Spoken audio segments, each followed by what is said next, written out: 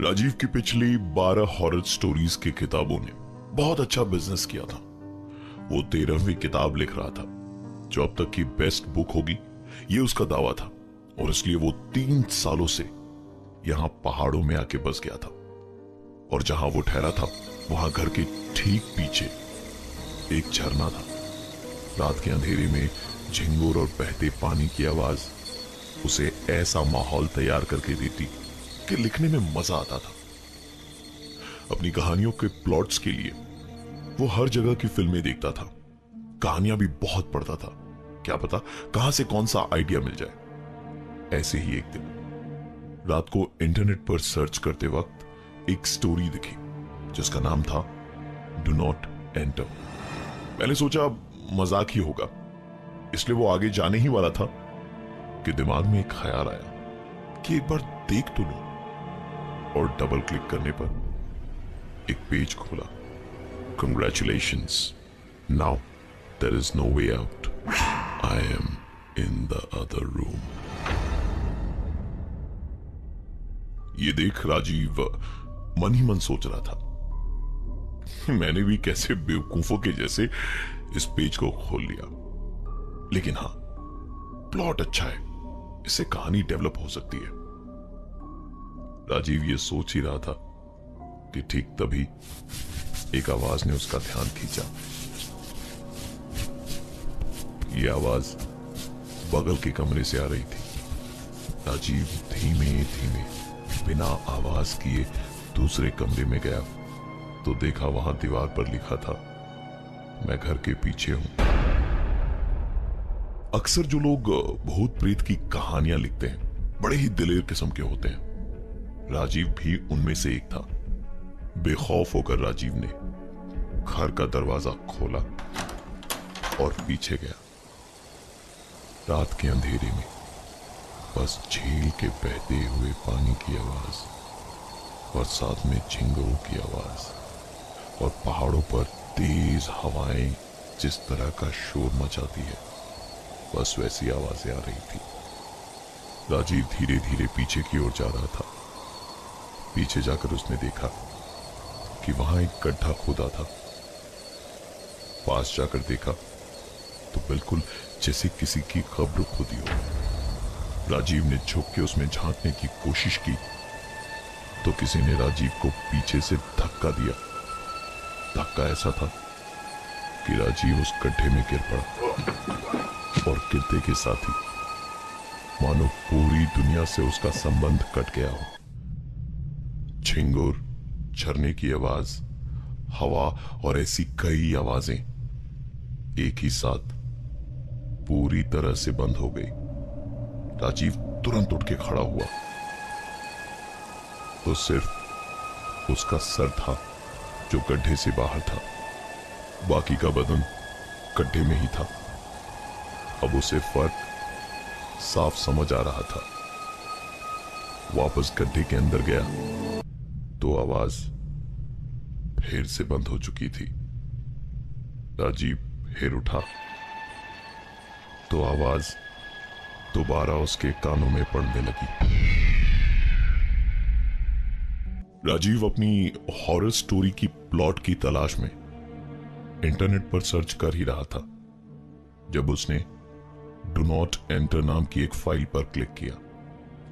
इसे क्लिक करने के कुछ देर बाद ही दूसरे कमरे से आवाज आई। वहां जाकर देखा तो दीवार पर लिखा था, मैं घर के पीछे हूं। घर के ठीक पीछे एक कब्र बनी हुई थी जिसमें किसी ने राजीव को रात के उस अंधेरे में धक्का दिया। बड़ी मशक्कत के बाद वो वहां से निकला तो सामने एक कुत्ता पूरी तरह राजीव को देखकर गुर्रा रहा था। इससे पहले कि राजीव कुछ कर पाता, उसने राजीव पर झपट्टा मारा और सेल्फ डिफेंस में राजीव ने वहां पड़ी लोहे की रॉड से उस कुत्ते को पूरी तरह से मारा। और तब तक मारा जब तक वो मर नहीं गया।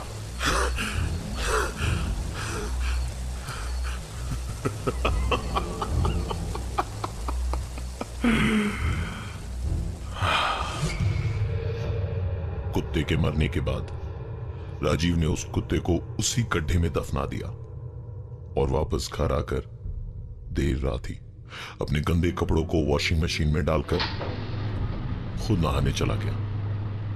एक अजीब सी खुशी थी राजीव के चेहरे पर। उसे लग रहा था कि उसका नया प्लॉट अब धीरे धीरे अपने आप तैयार हो रहा है कि तभी दीवार पर एक आवाज सुनी। पलट कर देखा तो दीवार पर लिखा था, well done, good night.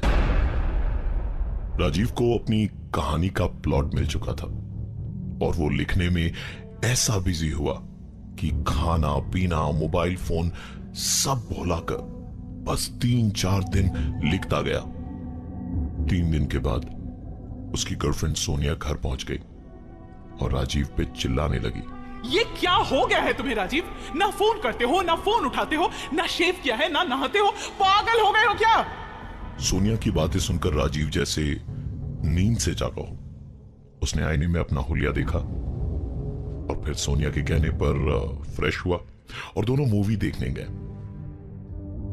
Rajiv movie के बीच में ही उठकर वॉशरूम गया और वहां फिर से पलट के देखा तो वॉशरूम की दीवार पे लिखा था, घर के पीछे आज फिर मिलते हैं। राजीव पर जैसे घर जाने का पागलपन सवार हो गया। वो तुरंत घर की ओर भागा और इस बीच उसने सोनिया को मैसेज भी कर दिया कि एक अर्जेंट काम से उसे घर जाना पड़ रहा है। मैसेज पढ़ के सोनिया बहुत गुस्से में थी और राजीव के घर पहुंच गई। उसे वहां देख के राजीव का चेहरा गुस्से में लाल हो गया था। उसने कहानी लिखना छोड़ सोनिया से कहा, डोंट यू नो सोनिया कि मुझे कहानी लिखते वक्त कोई डिस्टर्बेंस नहीं चाहिए। राजीव की बातें सुनकर सोनिया ने चिल्लाते हुए कहा, राजीव अगर ऐसी बात है तो इट्स ओवर। तुम रहो अपनी कहानियों की दुनिया में। Don't you ever try to get in touch with me, समझे? सुनकर राजीव ने मुस्कुराते हुए कहा,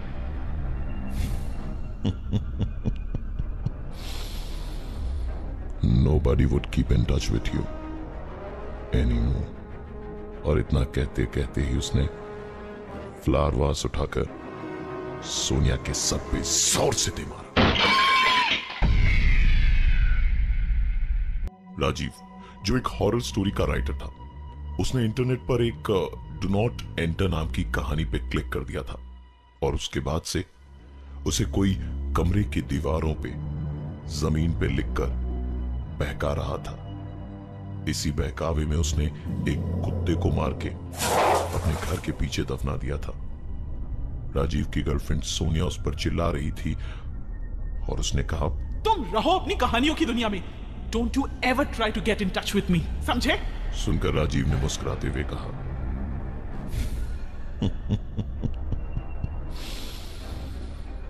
Nobody would keep in touch with you anymore। और इतना कहते कहते ही उसने फ्लावर वास उठाकर सोनिया के सर पे जोर से मारा और तब तक मारा जब तक कि सोनिया की पूरी तरह से सांसें नहीं रुक गई। सोनिया के शरीर को घसीटते हुए वो घर के पीछे वाले हिस्से में ले गया और गड्ढा खोदकर उसने सोनिया की लाश को गड्ढे में दफना दिया। राजीव के चेहरे पर वो खतरनाक मुस्कुराहट वापस आ गई थी जो कहानी बीच में ही रुक गई थी। अब उसे आगे बढ़ाने का वक्त आ गया था। घर में घुसकर उसने पहले पूरे घर को साफ किया और उसके बाद नहाने गया। वो नहा ही रहा था कि उसके कमरे का फोन बजा।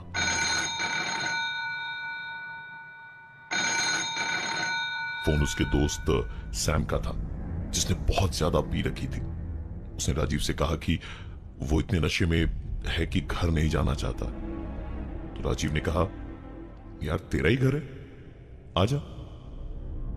सैम जब राजीव के घर आया तो राजीव ने उसे बताया कि मेरे इस घर में भूत है जो मुझे मेरी कहानियों का प्लॉट बताता है। सैम नशे में था इसलिए ऐसी बातें सुनकर हंसने लगा।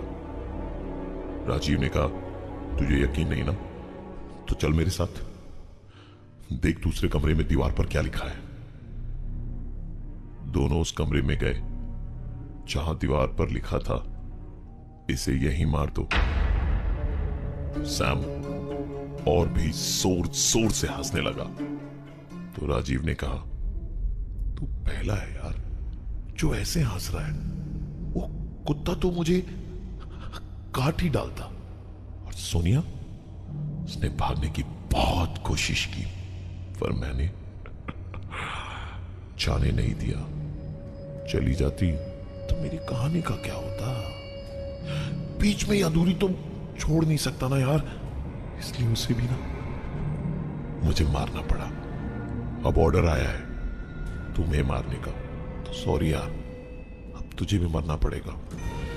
सैम अब इन चीजों को मजाक में नहीं ले रहा था। धीरे धीरे उसका नशा उतरने लगा था, पर तब तक बहुत देर हो चुकी थी। नशा इतना ज्यादा था कि उसके कदम लड़खड़ा रहे थे। और तभी राजीव ने अपना क्रिकेट बैट लिया और सैम को मारना शुरू किया।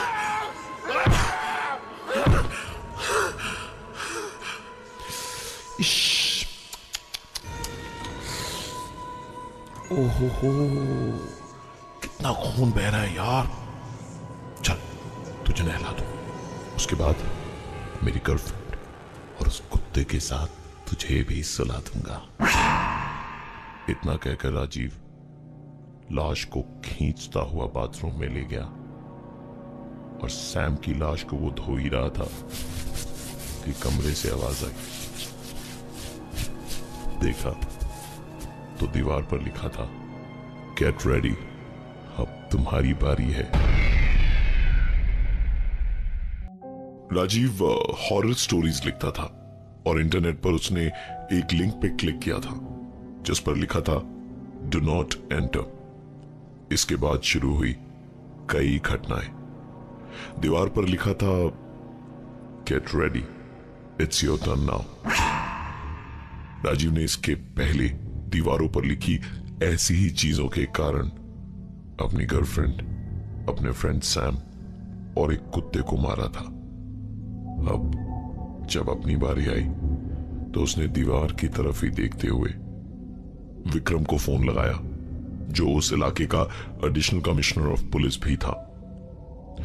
उसके आते के साथ ही राजीव ने कहा, भाई मुझे मेरी हॉरर स्टोरी कंप्लीट करनी है। बहुत सॉलिड वाला प्लॉट मिला है इस बार, एकदम अल्टीमेट। मैंने मेरे गर्लफ्रेंड को मार दिया, एक कुत्ते को उसे भी मार दिया और इन दोनों की डेड बॉडी घर के पीछे दबा दिए। थोड़ी देर पहले सैम को भी मार दिया। लेकिन इस प्लॉट को कंप्लीट करने के लिए मुझे खुद को मारना पड़ेगा। मैं खुद को कैसे मार सकता हूं? तो मैंने तुझे बुला लिया है ना, ये ले मेरी बंदूक और मुझे मार दे प्लीज, मुझे मार दे, मुझे मार दे। विक्रम ने कहा, मुझे 1 मिनट दे, मैं अभी बाहर से आया। बाहर जाकर विक्रम ने पुलिस फोर्स को इस ठिकाने तक आने को कहा और साथ ही एक एम्बुलेंस को भी। विक्रम अंदर गया तो देखा राजीव खुद कमरे की दीवार पर कुछ लिख रहा था। उसने कहा, राजीव ये क्या कर रहे हो? तो राजीव ने कहा, एक्चुअली मरना तो मुझे था, पर अब देखो ना दीवार पर उस आत्मा ने, हाँ उस आत्मा ने लिखा है कि पहले इसे मार दो। तो विक्रम, आई एम सॉरी, अब तुम्हें मरना पड़ेगा। इतना कहते हुए राजीव ने उसके पास रखी बंदूक विक्रम पर तान दी और सेल्फ डिफेंस में विक्रम को राजीव पर गोली चलानी पड़ी। गोली बहुत नजदीक से चली थी, इसलिए राजीव के बचने की कोई गुंजाइश नहीं थी। अब पुलिस जब मौका वारदात पे पहुंची तो राजीव ने जो बातें विक्रम को बताई थी उसके अनुसार घर के पीछे वाले हिस्से में खुदाई हुई और वहां से 2 लाशें मिली। घर के बाथरूम से सैम की लाश बरामद हुई। तहकीकात में जब विक्रम ने राजीव के कंप्यूटर की तलाशी ली तो इंटरनेट हिस्ट्री में बहुत सारी वेबसाइट्स थी। एक एक करके उसने सारे पेजेस चेक किए और एंड में वो पेज मिला जिसका जिक्र राजीव ने किया था। उस पेज के टॉप में लिखा था डू नॉट एंटर। विक्रम ने सारी बातें जानने के बावजूद उस लिंक पर क्लिक किया। स्क्रीन पर अब नेक्स्ट मैसेज था, Congratulations, now there is no way out. I am in the other room. और ये थी आज की एक कहानी। अगली बार किसी भी डू नॉट एंटर लिंक पे क्लिक करने से पहले 5 बार जरूर सोचिएगा, कहीं कुछ ऐसा आपके साथ ना हो जाए।